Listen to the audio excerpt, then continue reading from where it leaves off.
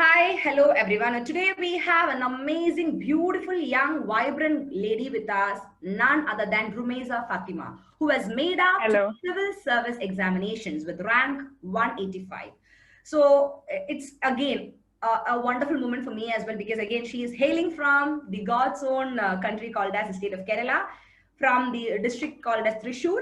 So again, another female is hailing from there who has really explored a lot in her career as well, I can tell. So again, talking about Rumaiza, she's a well studious girl. She's an amazing, gem of a person as well as I know her.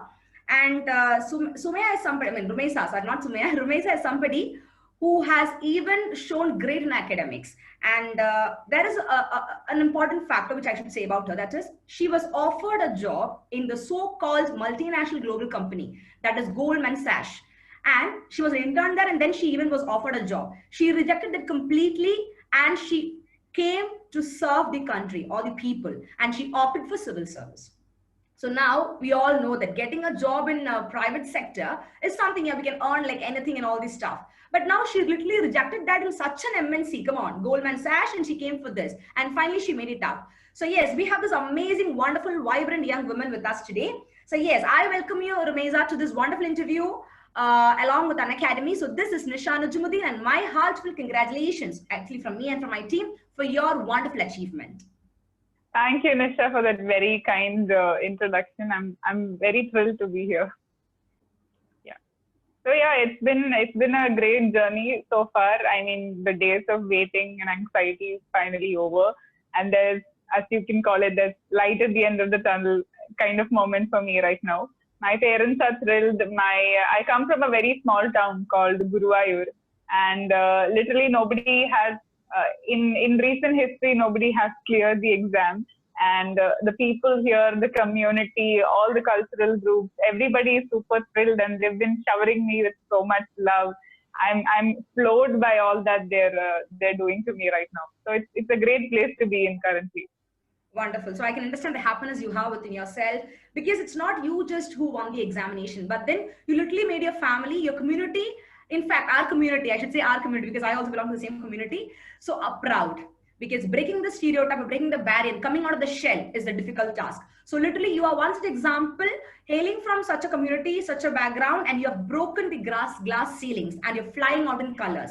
And one such example is this examination which you cleared.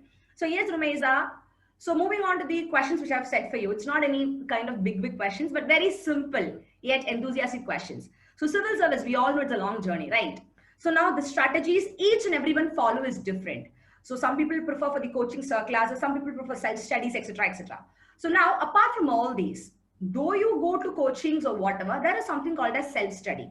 There is something called as Yeah. putting your heart and soul. So Yeah. would you tell me like what is that kind of special strategy, a unique strategy which enabled you to clear the examination compared to the others? Because you would have heard a lot of people giving you advices, strategies, etc., etc. So what is your one message to the students, upcoming students? So what I have to say is that once I was sure that I got the right guidance and I had a path cleared in front of me, what I did was I knew for a fact that the rest I have to do, even if, people around me are helping. So the first thing I did before entering full on into preparation was to find out how exactly to study. Because I knew that, when I was in college, we used to like wing it. We would be like pulling all nighters and then, going to the exam with groggy eyes. There were times when I even slept in my exam hall. So I knew that that kind of strategy is not going to work for civil services because it has to be sustainable, and then you have to like remember stuff for a really long period of time, right? So the first thing I did was I Googled up, how to study effectively, like what are the most scientifically proven methods to be efficient in what you do. So I found a lot of results, and I was able to incorporate some of them in my own strategies. These include stuff like, active recall and revision, and studying using proper technology such as flashcards and the like. So I would say that this is the single biggest factor that's made a lot of difference in my preparation and helped me, clear it in my first attempt itself. Oh, that's an amazing, because the people whom I've interviewed also, many of them cleared in their first attempt. So that is again a wonderful thing. So clearing in first attempt is something that's very difficult, but you people have made it up, showing that UPSC is again an exam. If you have the right strategy, right preparation, and right guide and mentor for you, yes, you can do it up. And that's what the people have shown here. So now, as you said, your preparation strategies, all these things helped you a lot. Now, apart from that, for UPSC, a proper guide or a mentor is something which is very much important, right? Though the books are there with you, it's not like that 1,000 books can give you complete knowledge. That is something you have to filter out. Exactly. So do you think there is a need for a proper guide or a mentor for UPSC as such? Matlab, somebody who can, apart from studies, who can keep motivating you, who can keep, making you feel that thirst of the examination. Yes, you have more to go. Absolutely. There's no doubt that you need mentors, both in, to guide you through the exam, which I had ample of them, mentors by way of my friends, my family, and my brother. So I'll tell you a small anecdote. Okay. So every day my brother would call me. Almost, towards the end of the day, he would be like, okay, Rumaiza, so how do you rate your day? Like, how would you rate your day in terms of how you studied? Was it an 8 on 10? Was it a 6 on 10? Or was it, a 9 on 10? So this is something we used to do every single day. So this kind of motivated me to, give my 8 on 10 or 9 on 10 day after day after day. So that really made a difference and brought a lot more consistency in my overall preparation strategy. Okay, you literally gave priority for each and every day. Matlab, every day was like a new beginning, and that new beginning have a fulfilled purpose. So that's a wonderful strategy you followed. I'm happy to know that, Rumaiza. And yes, I can see that's why you are flying out in colors now. So now, private and public sector, they are two different sectors. We all know that, right? Obviously, the benefits you get in government and also in the private sector is totally different. So though you were offered a job there, you left it all the way and came for UPSC. So what is that one factor which triggered in you? Yes, I should go and serve my nation or be a civil servant. What is that one factor which motivated or which kindled in you to become a civil service officer? So I was in my second year when I got selected for doing an internship at the reputed Goldman Sachs, which is an American MNC. They had amazing pay for an intern. And then after the end of the internship, I was offered. But I realized that with the job I did there, it was actually related to private wealth management as an individual. So when I sat back and looked back, I realized that this is not really something that that kind of struck a chord with me. And it did not bring this kind of social change, which I was so vocal about when I was in my college, when I talked to my friends, and we talk about issues that are plaguing us, and we talk about issues about women and global poverty and the like. So I thought that even though I'm extremely thankful for the company for giving me all the exposure and all the experience and meeting some amazing people, I realized that at the end of the day, my true calling lied in social services and being with the Indian civil service. So I decided to take the plunge and not take up the offer that they offered me. Okay, that's amazing. So again, that not everybody does this. Very few people, because at the end of the day, it's said that the world runs in money. People say that to choose between money and power, it's very difficult, because some people say choose power because they think that yes, through power you can earn money and you can make a great difference, because money alone cannot give you everything. That is always there. So that's an amazing, again, an inspiring thing which I got from you. So now, talking about the UPSC strategy preparation on, I know that you hail from economics background, again, the same background where I belong to, and because I'm also an economics and current affairs faculty as well. So now I know it's a wonderful subject. In fact, it has a lot more things to do. So probably your options was also economics, right? Yes, it was. Yeah. So now talking about the optional part. So not everybody opt for economy. Very few people does it. And people who really, some people who have the background of economy, some people who are totally out of the background, even come for it out of interest. So what is your strategy, or what did you feel when you took economy as an optional? Did it really help you to crack the examination? Yes. Yeah. So to be very, very honest, I doubted myself a lot when I took up economics. A lot of people said, no, don't go for it. It's very tough. There is literally no people to help you. There were, especially from where I come from, there were no teachers, no institutes that offered coaching, no test series whatsoever. But then I realized I always loved economics. From when I was a student in school, I always loved the subject. I would spend hours reading about it. I read all kinds of popular, economics books and all of that. And I knew that it's something that I would like to spend a lot of time doing. If it were not for civil services, I would have pursued my academic career in economics. So I thought that if I took something else, I would not be doing justice to my beautiful degree, which I got from my beautiful college and all the amazing teachers I got there. I know it sounds very ideal, but being so naive at 21, this was one of the thoughts that actually motivated me to go ahead with economics. I doubted myself a lot, even after the prelims results came. When I started studying for mains, I was like really tense at so many points in life. But what I did was I took it one step, one day at a time, like I said it earlier. Slowly by slowly, I made, I was able to go and write the exam with about 70% confidence. And thankfully, on the day of the exam, I found that on paper one, which is the technical aspect of economics, I found that they had a lot of questions which I had prepared from. So I felt really thankful and happy while writing the exam. And I would say it was the first time, in all of mains that I had that kind of a feeling while writing. That josh and that happiness while writing it. Amazing. That will even while writing it. Yeah, exactly. Yes. It's an amazing thing to know, because many students who take optional as economy, they do come and tell me, ma'am, we are really a little skeptical to go with this, but what is your take on this? So again, even I, during my preparation and even for my Indian economic service, I say economics is a wonderful subject, probably because I'm doing PhD in that or whatever. So, but people from that, not from that background, still they're a little skeptical. But I do tell them it's an amazing subject if you really work on it. It is nothing out of the box or anything. It is about connecting to a practical life by understanding the concepts, a very simple stuff. So now, since you are another example, taking economy optional, you've made it up. So that's another kudos to you, Rumaiza. I'm so happy for that. Thank you so because much. it's even a proud moment for me to say that, see, come on, so many people have got the service through economics. And that even when you told me that while writing the exam, you felt so happy. I'm hearing somebody for the first time telling me that while writing the exam, I love the subject. Oh my goodness, what is that? Amazing, Rumaiza. So these are very simple little things which we, really enjoy from our heart, right? Yeah. So now in your journey, exactly. So in your journey, you know that when you thought of becoming a civil servant, you have your prelims, your mains, and of course the interview. There are 3 stages. So for the prelims, it is a multiple choice questions where, again, you have no option like your mains to write. Either 1 or 2. That's all. That's all. So now, what is the strategy, or what did you really do to crack the prelims examination? Because it's not an easy task. I know that. Yes, it is. That one. I would say.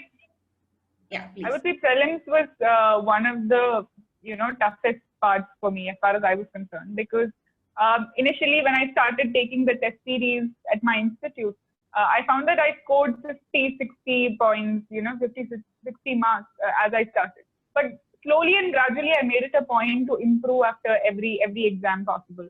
They help me a lot with a lot of tricks that you can use with which to solve prelims, such as the method of elimination and guessing with an educated guess. How can you cross out some options from the answers? And then most importantly, I would say that, my mentors gave me the confidence to take risks, because I was a very risk averse person, which made me, at the end of the day, attempt very, very low number of questions in total. With that, Rumaiza, listen, you do have a very broad and good knowledge base. So this is the point where which you should start taking risks and, make educated guesses to crack prelims. So that gave me the boost of confidence, and I attempted almost 90 plus questions on my actual prelims for GS1, and I think that sort of did it for me. Helped you a lot. Wonderful. So now another quality which you got from UPSC is that somebody is risk averse, was going for risk. Come on, that's an amazing quality, because accepting challenges and taking risk is not for everybody. So once you're ready for that, come on, that shows that you are ready to overcome all the challenges, because it is said that confidence is not knowing all the questions or answers. It is about when you start, questioning why you didn't know that, and then that particular answer, and now you're going and finding it out. That's a real confidence, right? If you know everything, that is not confidence. When you make mistakes, that's the whole point. So that's what I got from you again. So now again, prelims is wonderful. So now you came to your next stage, that is mains, which is again the written part. So now there is something called as critical analysis, then some keywords factors, right? In the Yeah. examination. So now, do you really think that for mains examination, having a vast knowledge is important, or to the point knowledge is required? Because many people keep reading a lot of books. So I'll tell you what my philosophy was, right? So I am a person who has read a lot ever since I was a child. But I realized that when you're going into civil service prep, the point is to read to the point and, to be able to recollect how much ever possible. So I would say that in all of my life, the least number of extra books I read was during my 2 year of preparation for civil services. So my philosophy is that less is more. Less is always more. That is, the less you study, the more you remember, and the more you can reproduce in your paper. So my philosophy was always to refer and go back to the same sources I did time and again, instead of referring to multiple sources regarding the same topic. It'll give you a false sense of feeling that acha, I have looked at so many sources, so I will potentially remember all of them. But you can never be more wrong. Yeah, that's a wrong conception. Wonderful. Yeah. So what I did was, I realized this from very early on. So what I did is, I took simple sources for each and every topic possible, even if it is economics or polity. I took simple. I just stuck to Lakshmikant and then went back to it multiple times, maybe 10, 15 times. Lakshmikant is the god of polity for polity books. For economics also, yeah. For economy, which one you suggest actually? Don't tell me the normal names. Which so to be honest, I didn't prepare for GS3 per se, because I was already doing my optional, right? So I would tell you what my optional books were. So are you referring to Indian economy or the theoretical part? Everything. We can go for Indian economy and for the other parts also. All right. So for Indian economy, I referred to a lot of traditional books such as Uma Kapila. Uma Kapila is very famous. Her books are amazing. She's an amazing author. She goes like a story, yeah. Yes. So I referred to her book from cover to cover. There's one book called Performance in Policy. And then I did a bit from Dattan Sundaram, etc. And then for Indian economy, you always have to keep yourself updated. So it's always about, looking at recent current affairs. Even current affairs magazines are very good. Even compilations made by reputed institutes in the civil service circles are also very good when you want to prepare for Indian economy part. For the other part, I stuck to traditional books, Richard Freund for macroeconomics, and our favorite Ahuja. You'll remember Ahuja, no? Obviously. Richard Freund and Ahuja, all these books again are for economics. From micro perspective, a lot of books are there again. Yeah. Yes. Ahuja and the big book for micro. Okay. Big book for micro. I refer to Jingen for development economics. Yeah, Jingen. And he actually cut copy paste from a lot of sources and make it very simple to the aspirants. Yeah. Very simple. It's a very beautiful book. Very beautiful book. Yeah. And then I did two Salvatore diagrams for micro, because Quotient is considered to be the holy book for diagrams. Quotient is another book which I normally prefer to students. Yeah. So for market economy and like monopolistic competition, for all of that, Quotient is very important. So I referred very in specific parts. I referred from Quotient. And for international economics, it was full Salvatore and a bit of Paul Krugman here and there. Salvatore is always, again, just like how you said for Lakshmikant polity, again, for international economics, Salvatore, amazing. Salvatore. Also, so that is something which is an Appliad. Appliad is actually an amazing book, but not everybody can study from that because it's not very high language. Yeah, it's not that simplified. So Salvatore is Appliad, I actually did it from my college, so I referred to it every now and then.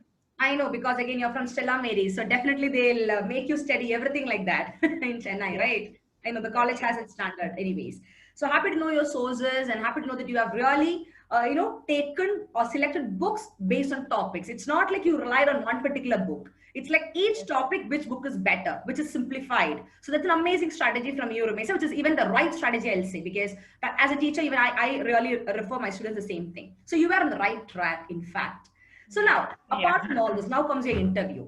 I know that interview is something where we have to be very much, what to say, very much, we have to be very confident. We have to really think and say. We cannot just say what we want because it's the most important part, right? So because many people miss out there only. So for interview, since you're from economy background, definitely the interview panel, they will not come and ask you regarding the theories of economy or anything as such. So because some people have a conception that if they are from one particular background, they will get theoretical questions from there, but they do not understand that interview panel always tests you with what you talk and from what background you hails. So what was your experience in interview? So I would say that it was a very, very beautiful, very professional experience, unlike any of the mock interviews you go for. So until the day of the interview, you have a lot of notions about how the actual interview would look like. But it was nothing like that. It was beautiful. It was chaired by Sujata Mehta ma'am, IFS. And in fact, the first question she asked was, why did you quit Goldman Sachs? It was about why I quit the job and about that. And from then on, it took off in the direction of economics. So around 80% of the questions were related to economics, a bit of theory, and mostly, centering around Indian economy problems. They asked me about NPAs, how they were caused. Because that's a discussion. Exactly. It's affecting the entire economy and the banking sector as a whole. Wonderful. Yeah. Yes. They asked me about the problems with human development, literacy rate. Okay. They asked me something with reference to my home state, Kerala. They were like, we all have heard of Kerala model of development, but what are its pitfalls? And that's an amazing question. So you can really highlight about the model by Mehboob Haq and Amartya Sen. Sorry, the model by Amartya Sen alone. Yeah. So obviously, when you said about Kerala model, I think you would have made a comparison to Gujarat model by Jagdish Bhagwati as well, right? I did not make a comparison per se, but I did mention Amartya Sen. I mentioned Abhijit Banerjee too because he was trending at that time. He got the poverty, the same for the award for that. So that's an amazing thing to know that. So taking economics, you can connect that to the real life as well because economics is something exactly. Very much you can connect. It's an amazing subject. So happy because I am also from the same field, so I can understand that feeling of Josh with you. I know. I also mentioned, some theories. In fact, one of the interviewers, he asked me directly, so have you heard of Malthusian theory? How can you compare it with Indian story like that? And one of them asked me about development and urbanization. In fact, my chairman asked me. So I was able to quote Myrdal's backwash effect and all of that. So I think that made me sound smart. Obviously, because the backwash effect, the forward effect, all these things now, whatever you studied, now in the interview, in a very practical way, you're able to connect it. That is a real source of study. Whether you study economy, history, geography, polity, whatever. At the end of the day, when you're able to connect that with the practical life, that shows that you've very well understood the subject. That is, I'm so happy that you didn't study, you didn't mug up anything. I can see from the way you talk, you really kind of gave the interview, really, took this subject with whole of your heart and soul. That you put into practicality. So amazing, sir, Rumaiza, amazing to know that. Such kind of knowledge will be lasting forever. It's not just a bookish knowledge, it's about the practical stuff, right? So I'm so happy for that, spreading such positive vibe. So happy to see that, such kind of attitude as well. So now, okay, your interview part is there. So now you got everything. So what is that one feeling you had once you heard that, yes, I have cleared the examination? What is that one feeling you had immediately? Just in one word. So I got to know when my friend called me. So I was like, no, you're kidding. I wasn't expecting the results until, 4 p.m. on the 4th of August because everybody was saying, at around evening it will come. I was like, is it fake? Are you really, really sure? And then my hands were shaking so much when I opened the PDF myself. My mom was right next to me. When she saw the results, she got so emotional and I got so emotional as well. So it was a very, very emotional moment for me, to be honest. So I hope you're going to really... after all, they've seen me toil and I've seen my parents also taking a lot of stress from my part. So it was very, very emotional. And even now, they're congratulating me, giving me gifts. So it's a very wonderful place to be in. I know. That's all your hard work has been rewarded now. Because UPSC is not just about hard work, it's about hard work plus smart work. Somebody who knows to smartly climb the ladder of success will only fit into that destination. Otherwise, though you work hard, also you'll fall apart. That's a reality. And you guys have really proved it out with your hard work plus smart work strategy, right? So now, Rumaiza, the next thing which I would like to know from you is, we have heard about thousands of test series. For a UPSC aspirant, test series is very important, right from prelims, mains, interviews, mock interview stuff.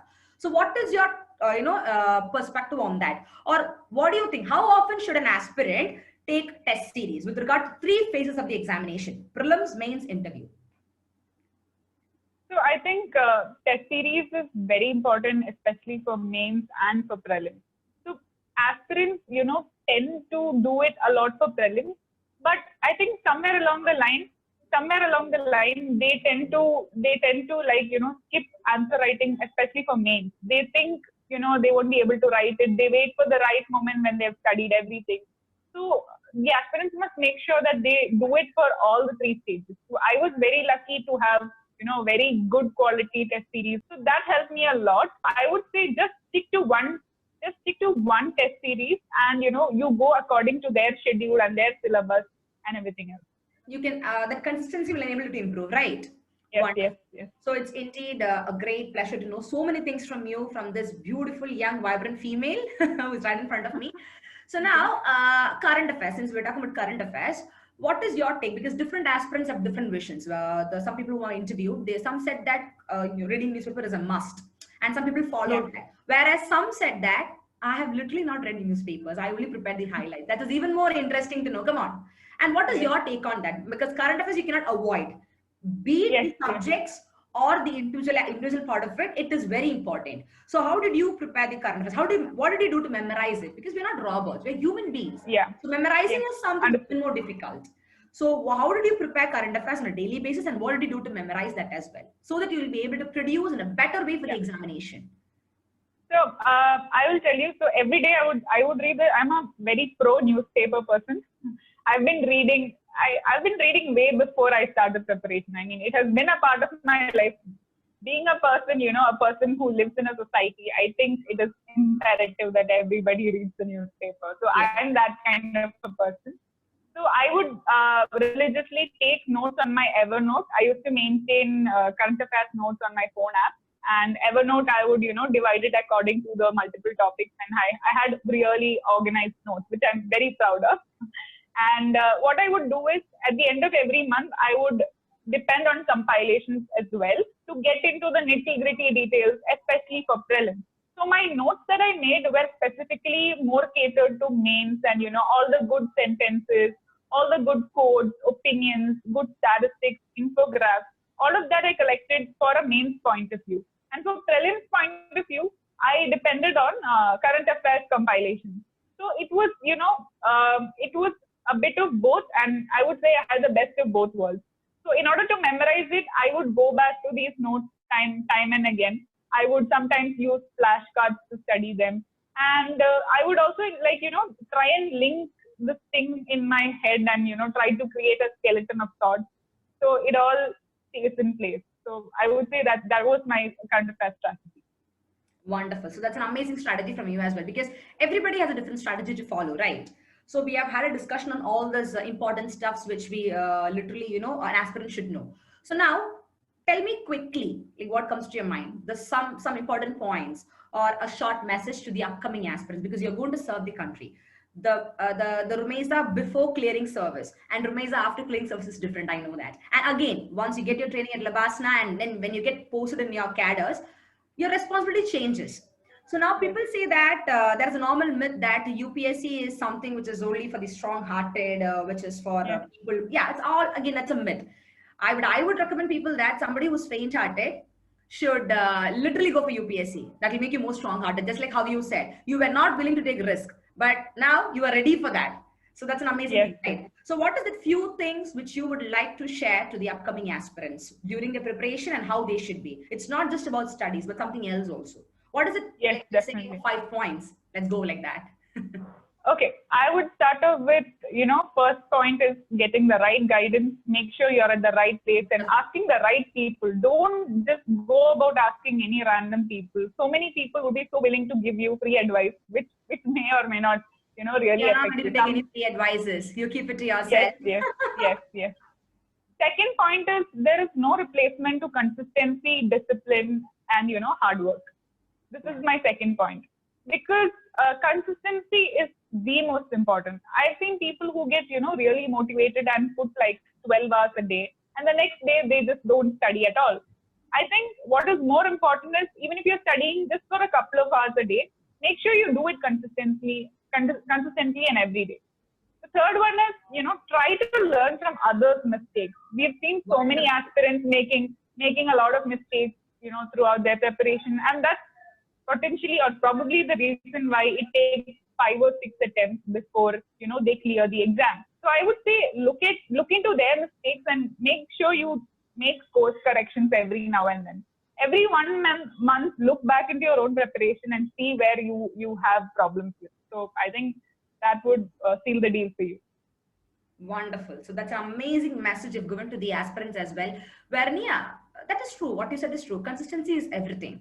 Because once you're consistent in anything, you develop that becomes a habit of you. It is said that 21 days of doing something regularly without a break develops a habit. So obviously learning 21 days continuously, be it for 1 hour or a couple of hours or even 3 hours, will automatically comes to your habit. It becomes a habit for you. So an amazing thing. And the next thing which I noted from you is you are so much with so much of vibe, matlab positive vibe, that it's difficult to shatter you. So there have been situations where people have come and told you, right, no, you cannot do this. Why would you go for all this, leaving this job? Are you mad? You first, kind of, why do you want to waste time like this? People would have come and asked you that, right?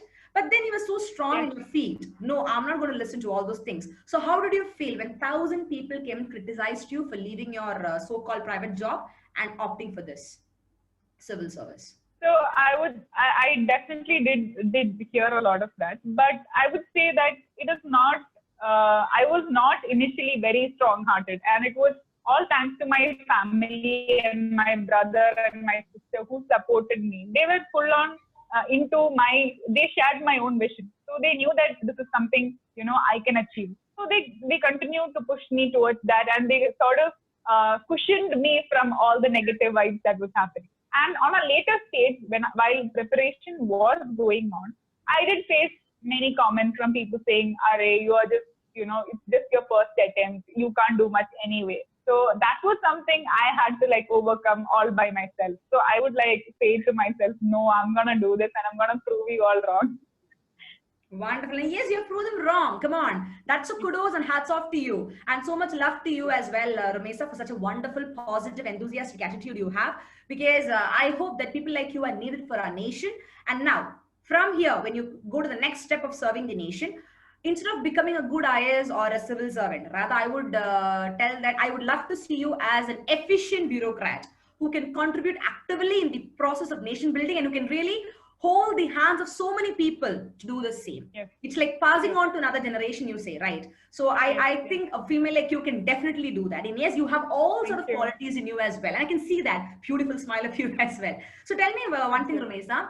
WhatsApp, Facebook, and other social, media networks. Do you think that we have to stay completely away from that while in preparation?